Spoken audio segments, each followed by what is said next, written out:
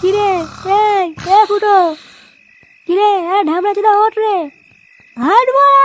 আমার মারা দাদু মরে গেছি মারা, এইভাবে বেঁচে থেকে যায় নাকি মারা? আরে গুলমারি ওঠ মারা, মারা সেই থেকে আবার শুয়ে গেছে মালমূল খেয়ে। আমি সবাই মরা মরা পুরনো হয়ে গেল, আমরা বাড়ি যাচ্ছি, চোদ্দা মারা ঘুমিয়ে গেছে। কে রে মা? হ্যাঁ কে তুই? আমার দাদুকে নিয়ে তারপরে উঠবো। আরে ঢ্যামনা, দাদু ক্লিয়ার হয়ে গেছে না, ওদের বাড়ি চলো, অনেক হয়েছে। কি বলছি মা, দাদু ক্লিয়ার? মারা দাদু ক্লিয়ার হয়ে গেল?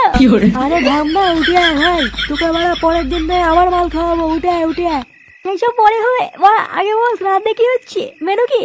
দেখেছি মা, এইসব মাথা দেখে নিয়ে কি বলতে হয় বলতো? মানে 2 ঘন্টা হয়নি এখনো বুড়ো মরেছে, আর চোদ্দা এখনই বলছে মেনু কি? হ্যাঁ কেন মা, ভুল কি বলেছি? হ্যাঁ মা, বুড়ো গেছি তো গেছি, তাই বলে কি শ্রাদ্ধ খাবো নাকি? হ্যাঁ যাই হোক, বেশি কথা বলাবো না, হয় আমার দাদুকে নিয়ে, নাহলে ওরা বল মেনু কি হচ্ছে। ও বলতে না, এই মালটাকে তুলে নিয়ে চলো, নাহলে আজকের বাড়ি যাবে না।